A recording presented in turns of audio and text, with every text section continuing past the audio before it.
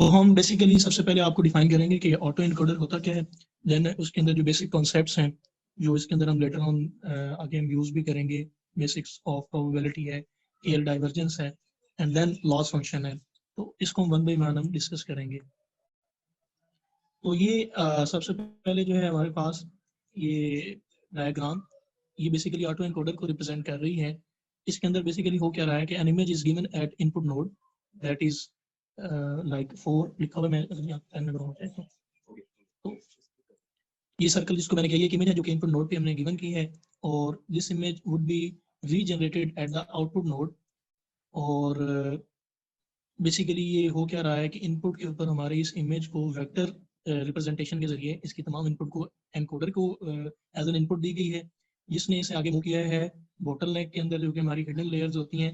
और basically bottle नेक की जो टर्म है ये सॉफ्टवेयर इंजीनियरिंग के अंदर यूज़ की जाती है उस जगह के ऊपर जहाँ पर हमारे पास लिमिटेड रिसोर्सेज हों, और हमने कुछ ऐसे प्रोसीजर्स को अप्लाई करना हो जहाँ पर हमारे पास रिसोर्सेज की लिमिटेशन आ जाए, तो वहाँ पर हमें इनको लिमिटाइज करना पड़ता है। तो यहाँ पर भी हमने क्या करना होता है कि हमारे पास जो इनपुट वेक्टर होता है उसका साइज बहुत ज़्यादा इंक्रीज होता है, और हम उसे कंप्रेस करते हैं बोटल नेक की लेयर के अंदर आके, इस स्टेज पे आके।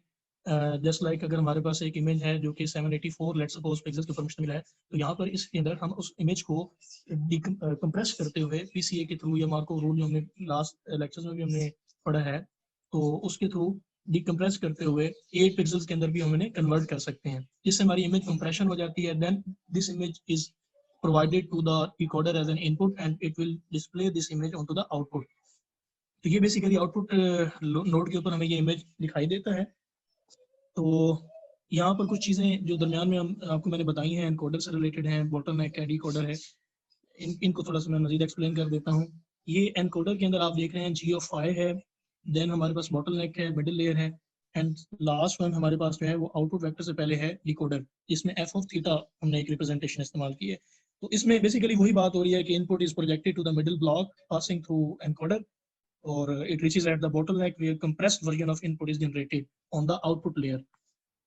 तो इसमें होता क्या है कि जब ये आउटपुट लेयर पे हमारा इमेज पहुंचता है तो हम इसको कंपेयर करते हैं।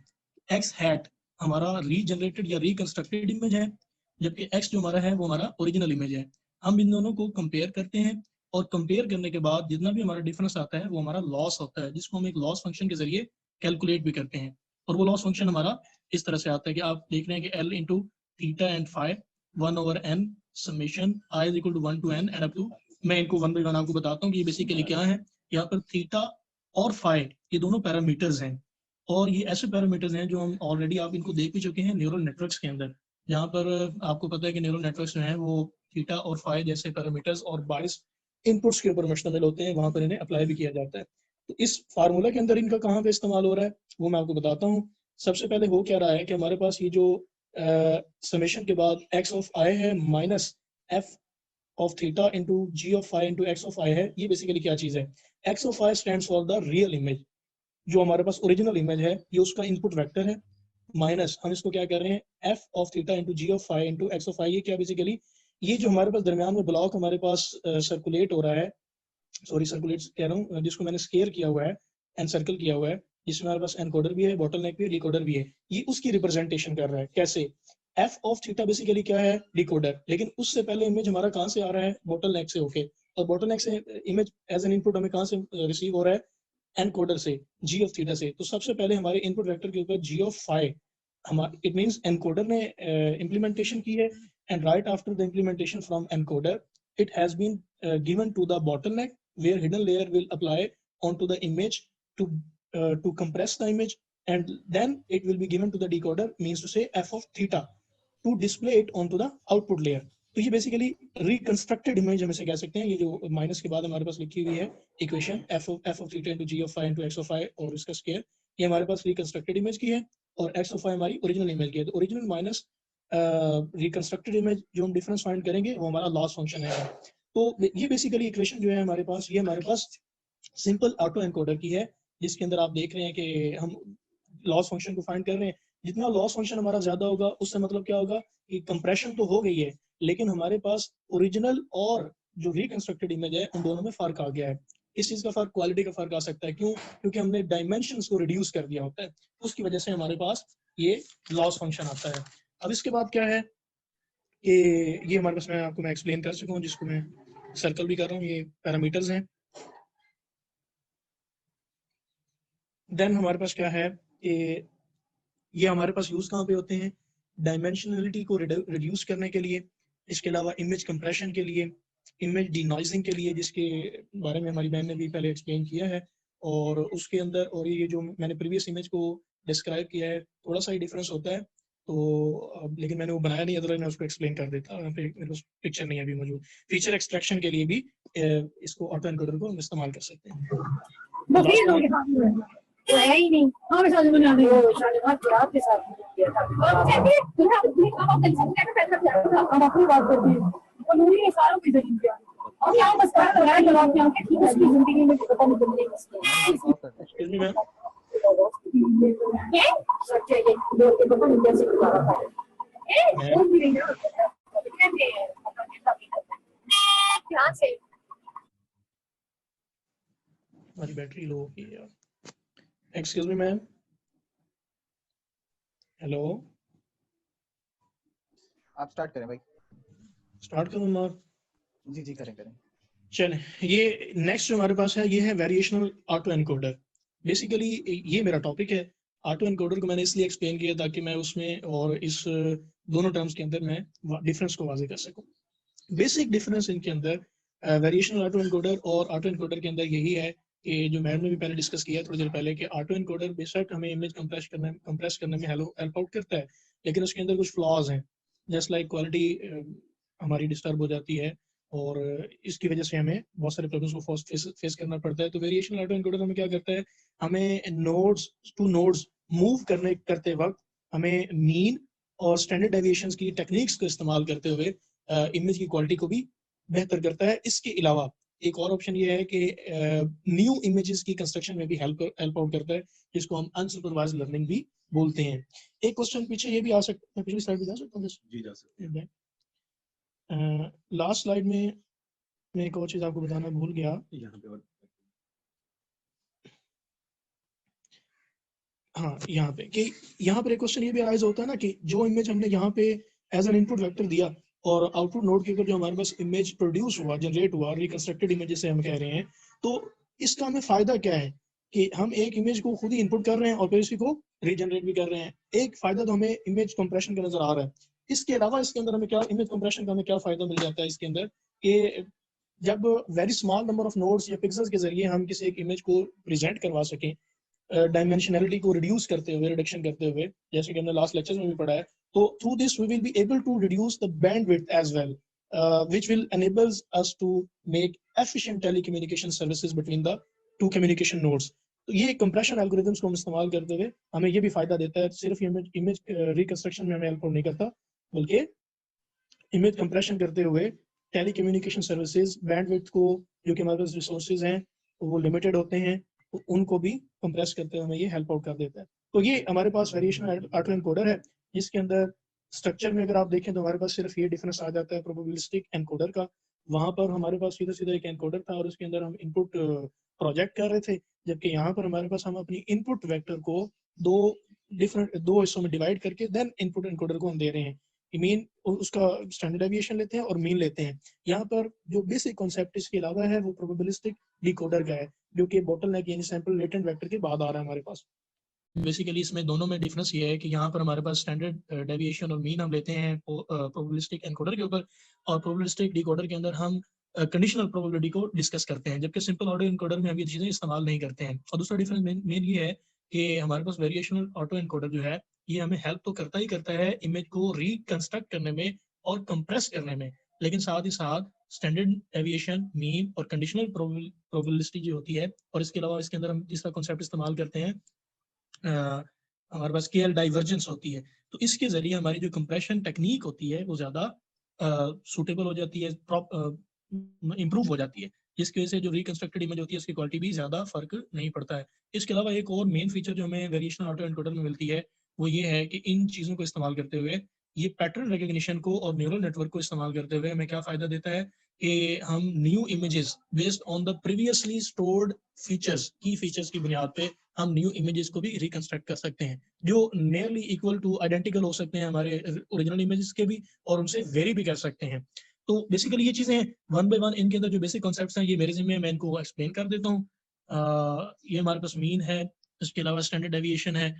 तो जो हमें प्री रिक्विजिट है वेरिएशन ऑटो एनकोडर को समझने के लिए, वो बेसिकली प्रोबेबिलिटी है, कंडीशनल प्रोबेबिलिटी है, मीन है, स्टैंडर्ड डेविएशन है, और लास्ट वन केएल डाइवर्जेंस है। तो वन बाय वन इनको थोड़ा सा डिस्कस करते हैं। मैं इनके अंदर डेप्थ के अंदर जाने की जरूरत नहीं है, क्योंकि आप में से बहुत सारे लोग इसको अच्छी तरह से जानते हैं। तो first of all, probability basically branch of mathematics है that concern with the analysis of the random phenomena, जिसके अंदर हम किसी भी एक इवेंट की एक पर्टिकुलर एनवायरनमेंट के अंदर, जिसके अंदर बहुत सारे इवेंट्स हों, उसकी चांस ऑफ अकरेंस को डिस्कस किया करते हैं। मीन टू से frequency of an event in an environment of multiple events. तो उसके अंदर हम इसको बेसिकली कैसे लिखते हैं, जैसे कि let us suppose P of x is the probability of occurring an event x। हमारे पास x एन इवेंट है, कोई भी हो सकता है, हम आगे एग्जांपल्स में इसके अंदर इसको मजीद थोड़ा एक्सप्लेन भी कर देते हैं। Where P of xy means the probability of random variable x provided y has happened. ये हमारी कंडीशनल प्रोबेबिलिटी होती है।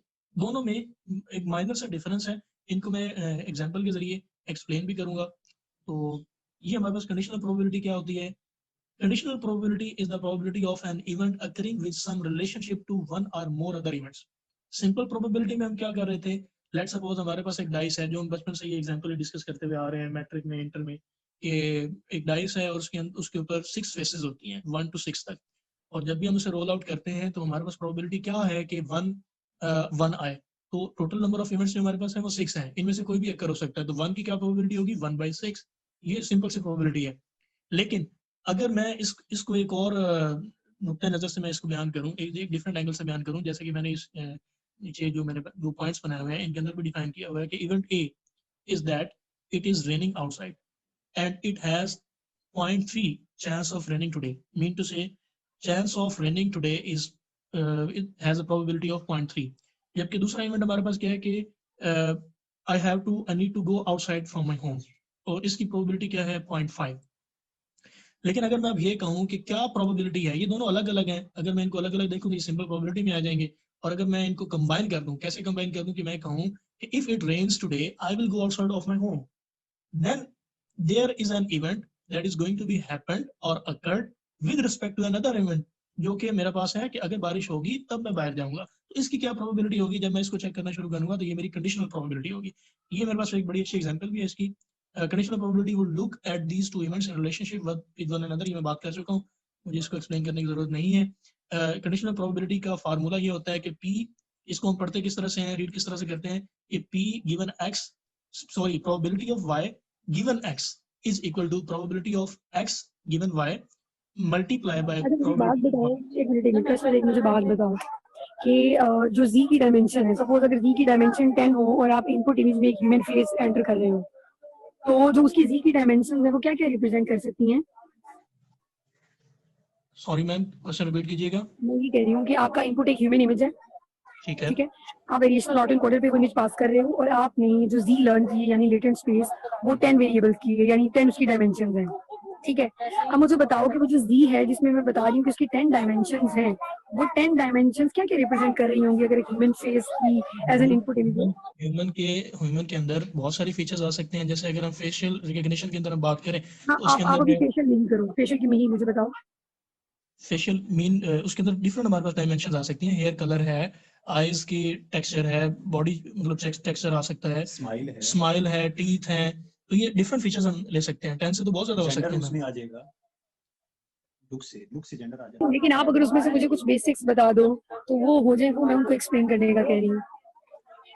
अच्छा मैम, बेसिक्स जेंडर आप कह रहे हैं, हेयर कलर है, स्माइल है, टीथ है, नोज है, आईज कलर है, इसी तरह से अच्छा, चलो मेरी बात सुनो। सपोज अगर एक उनमें से फीचर हो स्किन कलर, ठीक है, अब मुझे बताओ कि क्या मैं स्किन कलर की v की वैल्यू को चेंज करूँ तो मेरी बाकी जो रीजनरेटेड इमेज होंगे वो चेंज होंगे? यस मैम, ये बेसिक जो है ना, जस्ट 1 मिनट, ये इधर से बादाम पिस्ता फरमानी वाला गुजर रहा है तो उस वजह से आवाज शायद कोई मसला नहीं है, अब चला गया है। अच्छा, यहाँ पे ना एक्चुअली जो सिंपल एनकोडर और ये आपका वेरिएशनल ऑटो एनकोडर है, उसमें एक मेन डिफरेंस ये भी है कि सिंपल ऑटो एनकोडर में जो आपका डाटा सेट होता है इनपुट पे, वही आप डाटा सेट आप आउटपुट पे ही प्रोड्यूस कर सकते हैं, मतलब सेम होता है, आप उसमें कोई नया जो है वो नहीं कर सकते। और जबकि जो वेरिएशनल ऑटो एनकोडर है उसमें अगर आप ये जी में यहाँ पे अगर थोड़ी सी चेंजिंग भी कर दें, जैसे आप कहेंगे कि स्किन कलर में थोड़ी चेंजिंग कर दें, तो फिर आप इससे जो आपका डिकोडर है, एनकोडर के बाद जब डिकोडर है, आप चेंजिंग के बाद डिकोडर अगेन से जब अगर कोई पिक्चर क्रिएट करेगा तो चेंज नहीं मुझे बताओ, देखो जब मैं सिंपल ऑटो एनकोडर की बात करती हूँ ना, तो जो जी है उसकी फिक्स वैल्यूज है हर फीचर की, ठीक है। अब मेरा यहाँ ये सवाल है कि यहाँ पर जब मुझे वेरिएशनल कह रहे हैं, तो हाउ इट इज पॉसिबल कि इसके हर फीचर की वैल्यू डेविएट कर रही है, क्योंकि ना फर्क सी पे पड़ता है, तो मैं वो सी का फर्क आपसे जानना चाह रही हूँ। ये फिक्स एक्चुअली नहीं होती, ये इस फॉर्म में फॉर एग्जांपल ऐसे है, तो ये इस ऐसे किसी और फीचर की ये ऐसे, मतलब हर फीचर की जो है वो डिफरेंट उसकी एक प्रोबेबिलिटी टाइप जो है ग्राफिकल लुक ऐसे क्रिएट कर देता है। हाँ, यही पॉइंट में जाना जा रही थी, यानी वो एक डिस्ट्रीब्यूशंस लर्न करता है हर फीचर की अगेन, और फिर हम उस डिस्ट्रीब्यूशन की जैसे जैसे वैल्यू वेरी कर रहे हैं, हमारे रिकंस्ट्रक्टेड इमेज की वैल्यू चेंज हो रही है, ऐसा ही है। जैसे सिंपल ऑटो में ऐसे फिक्स वैल्यू है, जैसे इसकी है, ये इसकी बिल्कुल फिक्स वैल्यू है, जैसे यहाँ पे है, जैसे यहाँ पे, तो उसकी हर की फिक्स वैल्यू, जबकि ये लर्न करता है बेसिकली। ठीक है, क्लियर हो गया, आगे चलो। यही एक्चुअली मैं जानना आप लोगों से चाह रही थी। ओके मैम, किधर गया?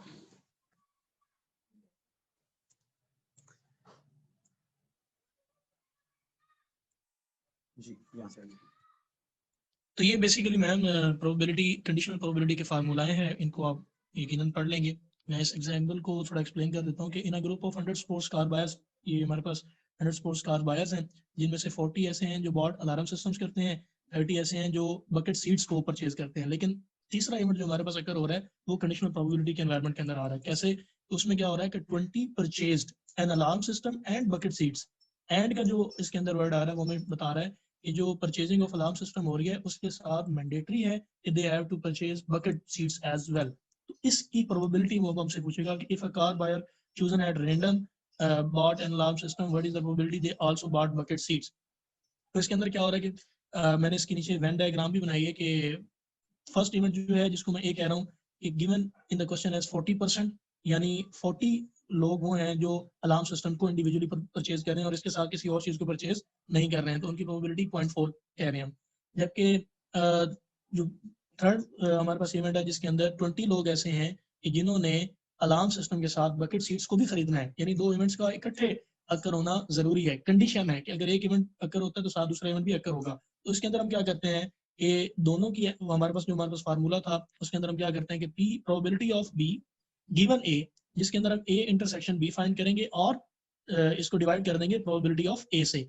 तो probability of A intersection B mean to से कि ए और बी इवेंट दोनों जब इकट्ठे अकर होंगे तो वो हमारे पास 0.2 है, जबकि हम डिवाइड किससे कर रहे हैं 0.4, जो कि हमारे पास फर्स्ट इवेंट था कि जब individuals will buy only the alarm system they are 0.4, तो जब हम डिवाइड करेंगे तो ये 0.5 आ जाएगी। ये हमारी कंडीशनल प्रोबेबिलिटी होती है जिसका इस वेरिएशनल ऑटो एनकोडर के अंदर आगे जाके बहुत ज़्यादा इस्तेमाल भी होना है। और ये इसको डायग्राम के जरिए भी हमने शो करवाया हुआ है कि अलार्म सिस्टम्स को खरीदने वाले जो इंडिविजुअल हैं वो 40 हैं, जबकि 30 ऐसे लोग हैं जो सिर्फ बकेट सीट्स को खरीदते हैं, जहाँ एक दूसरे से ओवरलैप कर रहे हैं। ये वो 20 एम्प्लॉयज़ हैं, ये 20 लोग हैं जो अलार्म सिस्टम के साथ साथ बकेट सीट्स को भी खरीदते हैं। तो ये कंडीशनल प्रोबेबिलिटी को एक्सप्लेन करने के लिए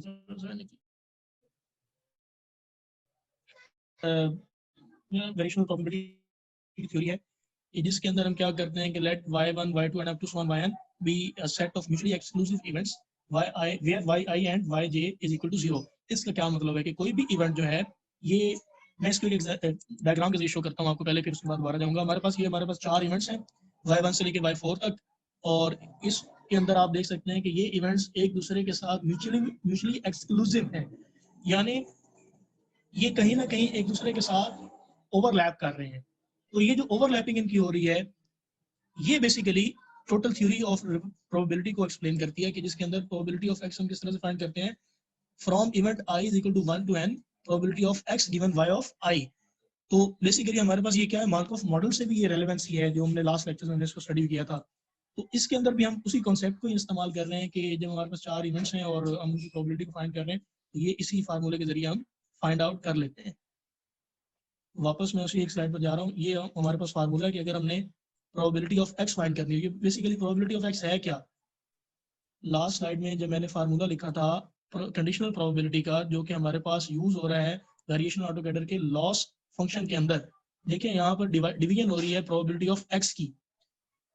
इसको फाइंड करने के लिए हमने ये टोटल प्रोबेबिलिटी थ्योरी कॉन्सेप्ट को पढ़ा है, जिसमें हमारे पास इवेंट्स फ्रॉम 1 to m इनका समेशन हम लेते हैं, where probability of x given yi, जितने भी नंबर ऑफ इवेंट्स हों वो क्या हो, म्यूचुअली एक्सक्लूसिव हो, और उनको हम डिवाइड करते हैं प्रोबेबिलिटी ऑफ yi से। तो ये इसकी कैलकुलेशन हमारे पास क्या आ जाती है, प्रोबेबिलिटी ऑफ x।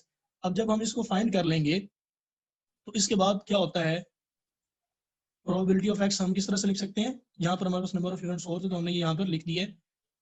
जब जो ऊपर हमारे पास कंडीशनल प्रोबेबिलिटी थी जिसके नीचे p ऑफ x डिवाइड हो रहा था, क्योंकि हमने यहाँ पे डिराइव किया है कि probability of x is equal to i is equal to 1 to m p of x into yi है, ये हमने उसको जाके वहाँ पे सब्स्टिट्यूट कर दिया है। अब यहाँ पे क्योंकि मुमकिन नहीं है, अगर वाइट बोर्ड होता क्लास के अंदर तो वहाँ पर मैं इसको लिंक करके दिखाता, क्योंकि 2 डिफरेंट स्लाइड्स हैं, तो फिर वरना यहाँ पर आप देखें, मैंने आपको पहली स्लाइड दिखाई है कंडीशनल प्रोबेबिलिटी की, वहाँ पर उस फार्मूला के नीचे p of x probability of x divide हो रही थी, और ये अब उसी वैल्यू को जब हमने नीचे कैलकुलेट किया है concept of total probability theory को इस्तेमाल करते हुए, तो यहाँ पर आकर हमने उसे सब्स्टिट्यूट कर दिया है। तो ये बेसिकली कॉन्सेप्ट है उसका। और ये यहाँ पर आखिरी जो मेरा हिस्सा है एक्सपेक्टेशन से रेलेवेंट है, ये भी प्रोबेबिलिटी से रेलेवेंट है। मैं इसकी एग्जांपल डायरेक्टली आ रहा हूँ ताकि ज़्यादा टाइम ना दूँ और कसर को भी टाइम दूँ। तो हमारे पास एक लेट्स सपोज एक एग्जांपल है कि when a die is tossed once, what is the probability of getting 3। तो होपफुली आपके जहन में भी आगे होगा कि जब हम एक डाइस को रोल आउट करते हैं तो अगर हम उसकी 3 की प्रोबेबिलिटी देखनी है कि अकरेंस ऑफ 3 हो 1 2 3 4 5 एंड 6 के बिटवीन, तो उसकी क्या प्रोबेबिलिटी होनी चाहिए, ऑफ कोर्स 1/6 होनी चाहिए। क्यों? क्योंकि टोटल नंबर ऑफ इवेंट्स हमारे पास कितनी है, सैंपल स्पेस कितनी है, 1 to 6 है, और प्रोबेबिलिटी हमें 3 फाइंड करनी है, तो ये 1/6 होगा, क्योंकि 3 वन टाइम अकर हो रहा है। ऐसा नहीं हो सकता कि मैं रोल को एक मतलब रोल करूं और डाइस को एक मतलब रोल करूं और 3 2 टाइम्स ऑटोमेटिकली आ जाए, ऐसा मुमकिन ही नहीं है।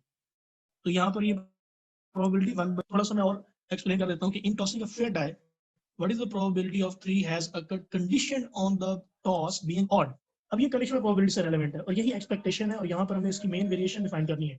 इसमें क्या हो रहा है, कंडीशन उसने लगा दी है कि 3 अक्कर हो जब डाइस को रोल किया जाए, लेकिन कंडीशन क्या है कि जो सैंपल स्पेस हो वो ऑड में से हो। अब 1 से लेकर 6 तक अगर हम देखें तो ऑड कौन कौन से हैं, 1 है, 3 है, 5 है, यानी हमारी स्पेस जो होगी, सैंपल स्पेस होगी, उसके अंदर नंबर ऑफ इवेंट्स 3 हो जाएंगे। जबकि ये आप देख लें टोटल नंबर ऑफ स्पेस हमारे पास 6 थी, और जब उसने कंडीशन लगा दी है कि conditional on the toss being odd, toss जो है वो ऑड स्पेस में से आपने देखना है कि 3 की प्रोबेबिलिटी क्या आती है। तो अब टोटल नंबर ऑफ इवेंट्स हमारे पास कितने रिड्यूस हो गए, 3 हो गए हैं, और जब हम उसकी प्रोबेबिलिटी फाइंड करेंगे तो ऑटोमेटिकली वो 1/3 बन जानी चाहिए। क्यों? क्योंकि हमारे पास सैंपल स्पेस 3 है। अब इसमें एक चीज ये नजर आ रही है कि जब हमने कंडीशन लगाई है तो प्रोबेबिलिटी जो है हमारी of occurring 3 has been increased।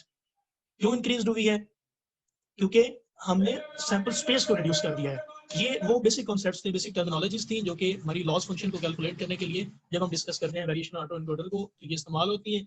इससे आगे कसर भाई समझाएंगे आपको केएल डाइवर्जेंस। जी अस्सलाम वालेकुम। परेशान नहीं होना कि हम पर तो वेरिएशनल ऑटो एनकोडर रहे थे, लेकिन ये प्रोबेबिलिटी जो है इतनी देर से और ये शुरू हो गई। और ये एक्चुअली यहाँ पे मैं आप लोगों को ना फर्स्ट स्लाइड पे ले जाता हूँ जहाँ पे इसका फार्मूला लिखा था। ये शायद ये स्लाइड है, हाँ जी यही स्लाइड है। इसमें नीचे देखें यहाँ पे P यूज हुआ है। ये एक्चुअली खुरम साहब जो है ये प्रोबेबिलिटी इसीलिए बार बार इसको डिस्कस कर रहे थे डिटेल के साथ, ताकि इस फार्मूला, ये लॉस का उसका फार्मूला, और यहाँ पे लॉस के फार्मूला में ये प्रोबेबिलिटी जो है वो यूज होनी है। इसमें 2 चीजें यहाँ पे यूज होनी है, एक एक्सपेक्टेशंस और दूसरा है DKL। ठीक है, तो कुछ एक्सपेक्टेशंस और प्रोबेबिलिटी जो है वो खुरम भाई ने इसको एक्सप्लेन किया है। अभी हम बेसिक जो है इसके लॉस फंक्शन, जो लॉस का फार्मूला है उसमें जो टर्म्स हैं, उसमें जो चीजें हैं उनको डिफाइन कर रहे हैं। उसके बाद फिर हम एक पूरी एग्जाम्पल जो है इसकी मैथमेटिकल एग्जाम्पल जो है उसको सॉल्व आउट करेंगे ताकि इसका सारा सम अप हो जाए। जी यहाँ पे भाई जाग भी रहे हैं या सो गए हैं सारे? सर हमें तक गोश्त आ गया। अच्छा जी, तो यहाँ पे केएल डाइवर्जन जो है, जो जैसे हमने पीछे फार्मूला में जिसका लॉस का फार्मूला था वहां पे DKL लिखा हुआ था, तो अब वो केएल डाइवर्जन जो है वो क्या है वो देखने जा रहे हैं यहाँ पे हम।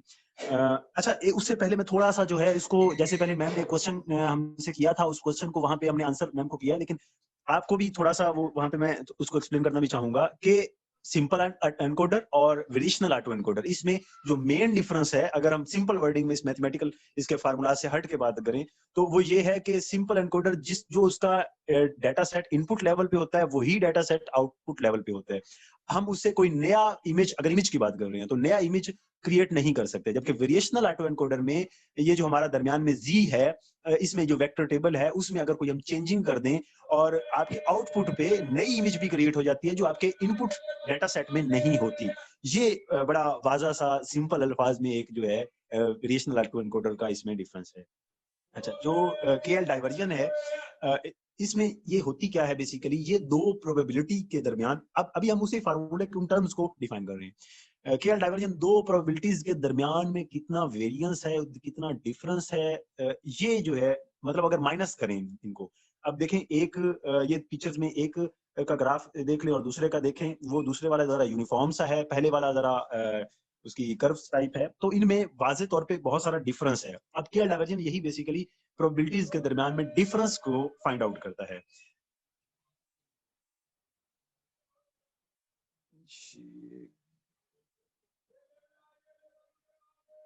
आप लोगों ने ये वो जो इंडियन है आनंद कुमार, आई थिंक उसके लेक्चर्स लिए हैं ना? जी मैम, उसके कुछ 6 लेक्चर थे और उसको समझने में तकरीबन कोई 6 दिन लगे हैं। ऐसे ही है कसम से, इसी बंदे के मैंने भी वो लेक्चर्स लिए हैं, बेहतरीन वो समझाते हैं, बट आपको वो चीजें बार बार रिवाइज करवानी पड़ेंगी तो वो चीजें समझ में आती है, बट बेहतरीन है। मतलब वेरिएशनल ऑटो एनकोडर, गेन्स और ऑटो एनकोडर्स के टॉपिक्स इस बंदे से अच्छा इसकी मैच कोई भी नहीं समझा सकता। ठीक है, कंटिन्यू करो।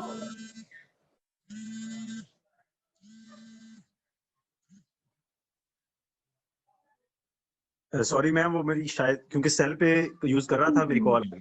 कोई बात नहीं। जी जी। अच्छा, तो बिल्कुल ऐसा ही है मैम, उसने उसने बहुत सारी जगहों पे ये सर्च किया, उसने बहुत कमाल से इसको किया एक्सप्लेन, और एक एक टर्म को एक्सप्लेन किया है और जरूरी भी है। हाँ, हर मॉडल की पहले प्रॉब्लम, फिर सोल्यूशन, फिर मैथमेटिकल डिटेल, और आप लोगों ने भी बहुत बेहतरीन पढ़ाया है। आगे कंटिन्यू रखो ना। ये देखें, यहाँ पे अगर फार्मूलाज हम पहले से कैलकुलेट सारे नहीं करते मैम, तो फिर हम उसका लॉस बड़ा कम्प्लेक्स है, उसका लॉस फंक्शन, तो इस वजह से फिर हमें ये पहले सारे प्रोबेबिलिटीज और केएल डाइवर्जेंस लॉस फंक्शन को समझने के लिए जरूरी है कि आपको पीछे किसी सारी डाइवर्जेंस और ये सब चीजों के बारे में आइडिया हो। जी मैम,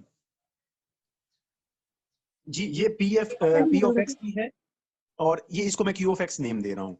और इनका ना, अब देखिए वैल्यू हाई का क्या मतलब है, मतलब इनकी केएल डाइवर्जन जो डिफरेंस है इन दोनों का बहुत ज्यादा होगा। उसकी इमेज जस्ट लुक से देख लें, उसकी इमेज का लुक और उसका लुक, ग्राफ का लुक, बड़ा डिफरेंस है, इस वजह से इसकी केएल डाइवर्जन जो है वो बड़ी हाई होगी। अच्छा, इसी तरह अगर ये नीचे से एक और मैंने इमेज ली है, अब इसका और पी ऑफ एक्स का देखें, जो पहले वाली है इसको एन ऑफ एक्स का और पी ऑफ एक्स का, अगर इन दोनों का आपस में केएल डाइवर्जेंस मतलब डिफरेंस लें तो वो बड़ा वो जीरो के अप्रोक्सीमेट बहुत थोड़ा होगा सही, लेकिन बहुत थोड़ा होगा। ये बड़ी दोनों सिमिलर टाइप्स हैं, तो केएल डाइवर्जेंस जो है वो बेसिकली डिफरेंस होता है हमारी दो प्रोबेबिलिटीज के दरमियान में। जी अच्छा, ये इसी को एक्सप्लेन किया कि ये जी जीरो होता है। अच्छा, अब यहाँ पे इसका जो फार्मूला है केएल डाइवर्जन का, केएल डाइवर्जन एक्चुअली इसका कुल बैक लिबलर डाइवर्जेंस है, केएल फॉर कुल बैक लिबलर।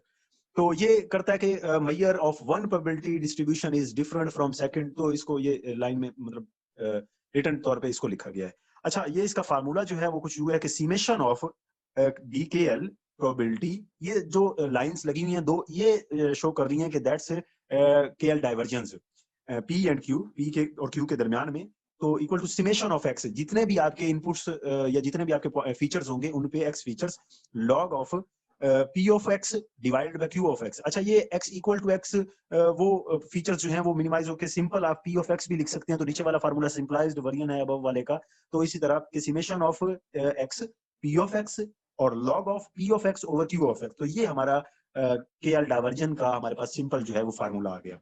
अच्छा, इसका फार्मूला सिंपल हुआ, हम जरा इसको थोड़ा और देखते हैं कि ये कैलकुलेट मैथमेटिकल, क्योंकि हमने अपने प्रॉब्लम्स में इनको मैथमेटिकली कैलकुलेट करना है, तो वो मैथमेटिकल कैलकुलेट जो है वो यहाँ पे कर रहा हूँ मैं।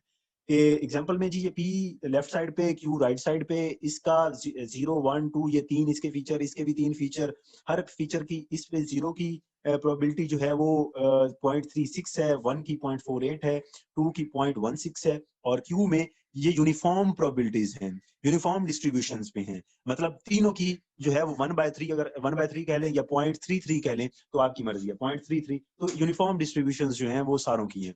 अब इनके दरमियान में हम फाइंड आउट करते हैं DKL। अच्छा, अभी यहाँ पे एक चीज और भी देखें कि हमने यहाँ पे जो पीछे फार्मूला हमने देखा है ना, वो देखा था DKL ऑफ P के और Q के दरमियान। अब ये बड़ा मैटर करता है, ये अकॉर्डिंग टू द, जैसे मैम कह रही हैं कि जिसने पहले वो ये मतलब सीरीज ऑफ लेक्चर्स अपलोड की, उसने बहुत अच्छा यहाँ पे ये चीज एक्सप्लेन की थी कि P ऑफ, बड़ा फर्क है, P पहले लिखने और Q बाद में, और Q पहले लिखने और P बाद में, ये बड़ा फर्क है। अब उसके यहाँ फार्मूला था P of X log of ऊपर P of X divided by Q of X, ऐसा फार्मूला था वहां पे। अब यहाँ पे ये फार्मूला जो है ये चेंज हो जाएगा। ये अब अगर Q पहले आ गया तो अब ये फार्मूला होगा Q of X log of ऊपर Q ऑफ X नीचे P ऑफ X। तो ये इसका मतलब अगर दोनों कर सकते हैं, अकॉर्डिंग टू Q भी गिवन P और according to P given Q, दोनों आप यहाँ पे कर सकते हैं। तो नीचे ये वाला जो है ये हमने Q पहले गिवन P पे हमने किया है, तो उसके लिहाज से मतलब ये Q ऑफ X पहले लिखा जाएगा। अच्छा, ये 0 के लिए, ये 1 के लिए, ये 2 के लिए, ये फीचर्स तीनों के लिए अलग अलग है। 0 फीचर के लिए Q ऑफ X की वो Q ऑफ X पहले लिखा 1/3 लॉग ऑफ, अब ऊपर P of X Q of X होना है तो वो 1/3 का 0.33 लिख दिया, और नीचे ये 0.36। इसी तरह फिर इसका और इसका हो गया, तो उसी तरह 1/3 Q ऑफ X हो गया लॉग ऑफ 0.33, ये तो यूनिफॉर्म है तो 0.33 और डिवाइडेड बाय ये हमारा 0.48, प्लस इसी तरह इसका ये Q ऑफ X 1/3 हो गया लॉग ऑफ, इसका यूनिफॉर्म है 0.33, यूनिफॉर्म 0.33 ओवर, अब ये जो है 0.16 जो है ये हमारे पास यहाँ पे ये लिख दिया हमने। अब इन सारों का सम अप किया ना, जब हमने इसका आंसर मैं जो कैलकुलेट किया वो आया 0.09637, ये बहुत कम है। ये वाला ये बड़ा बहुत छोटा सा हमारा इसका, अच्छा इसका ये जो नेट या बिट्स दोनों होते हैं इसके यूनिट्स, नेट्स भी यूज किया जाता है और बिट्स भी यूज किया जाता है केएल डाइवर्जन में, के डिफरेंस कितना है। ये बहुत थोड़ा सा है, मतलब ये दोनों मिलती जुलती हैं, लेकिन ये फुली एक दूसरे के साथ थोड़ा सा, ये इतना 0.09 या 0.1 कह लें, इतना जो है इनका आपस में डिफरेंस आया है। सॉरी अगेन से मेरी स्क्रीन जो है वो ऑफ हो गई जी। अच्छा, अब ये सर इसकी भाई कुछ ना, प्रोबेबिलिटी वाला दोबारा निकालना ना, पीछे वाला ये यार, ये जो 0.33 जा रहा है, ये हमारे पास Q ऑफ X हमने कैसे लिया है? ये आ रहा है, ये था ना Q ऑफ X सारों का 1/3 है, वो कह रहा है यूनिफॉर्म है, यूनिफॉर्म है। इसका भी पॉइंट अच्छा, आ गया, फ्रैक्शनल पॉइंट आपने खत्म किया है, 0.33 वैल्यू ले लिया। हाँ ये देखो ना, Q ऑफ X सारों के पहले ये आ गया, ठीक है। ठीक है, अब और यही वैल्यू इसका ना वो 1/3 की बजाय 0.33 कर दिया है, तो बस Q बस ऑफ X, ठीक है, ओके हो गया।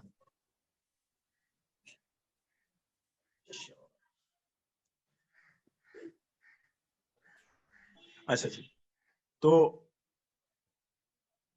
ये इसकी दो प्रॉपर्टीज हैं, दो प्रॉपर्टीज ये हैं। अभी ये पहले हमने इसकी प्रॉपर्टी देखी भी है कि P एंड Q और Q एंड P ये दोनों जो हैं डिफरेंट हैं। अब पिछली की अगर जो है हम ये पिछले की अगर हम बात करें ये इसकी, तो फार्मूला मैंने वहां पे भी बयान किया था कि अगर हम यहाँ पे Q की बजाय अगर P एंड Q होता तो फिर यहाँ पे ये 1/3 पहले ना आता, फिर हर एक का ये आता, फिर ये 0.36 होता, फिर ये पहले होता P ले लेते हैं हम लोग। हाँ 0.36 इंटू 0.36 डिवाइडेड बाय 0.333, ये 0 के लिए, इसी तरह फिर 1 के लिए 0.48 लॉग ऑफ 0.48 डिवाइडेड बाय 0.33, इसी तरह फिर 1 के लिए 0.16 लॉग ऑफ 0.16 डिवाइडेड बाय 0.33। ठीक हो गया ना, हर एक के लिए। ये तो 0 के लिए जस्ट मैंने लिखा है, तो ये डिफरेंस है।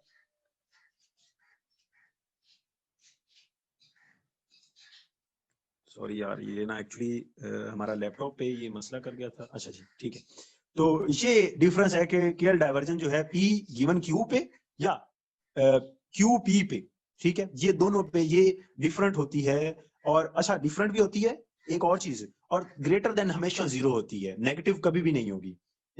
पॉजिटिव में जहां तक मर्जी वैल्यू जा सकती है, लेकिन कभी नेगेटिव में ये नहीं जाएगी। देखो we are calculating the difference, अगर कोई डिफरेंस नहीं होगा तो 0 डिफरेंस, मतलब बिल्कुल सिमिलर है, ऐसा तो नहीं है कि वो नेगेटिव नहीं होगी। ये अच्छा और ये सिमेट्रिक भी नहीं होती। सिमेट्रिक मींस दैट कि जैसे ये पहले हमने उसी को किया कि अगर p पहले लिखे तो वो फार्मूला ही चेंज हो जाता है, अगर q बाद में लिखे तो ये पूरा जो है फार्मूला ही चेंज हो जाता है। तो यहाँ तक हमने बेसिकली जितने भी उसके ये हमारी जो वेरी फर्स्ट स्लाइड थी, ये यहाँ पे ये जो फार्मूलाज हैं जस्ट अभी मैंने इसको किया है, खुरम साहब ने इसको कुछ हद तक जो है इसको एक्सप्लेन किया है, और जिनसे हम जो है लॉस फंक्शन जो है अपना कैलकुलेट करते हैं। इसके बाद कितना टाइम रह गया है, मैं स्टार्ट करूँ? टाइम चेक कीजिएगा। 5 मिनट रह गए। 4 मिनट रह गए, 4 मिनट शायद रह गए। वो पूरी मैथमेटिकल एग्जांपल जो है वो हम इसकी अब सॉल्व आउट करेंगे। इसके फार्मूलाज हमने देख लिए हैं कि फार्मूले में क्या क्या चीजें थी। अब इसके बाद ये इसकी मैथमेटिकल एग्जांपल अब तो शायद नहीं होगी, अगले 2-3-4 मिनट हैं।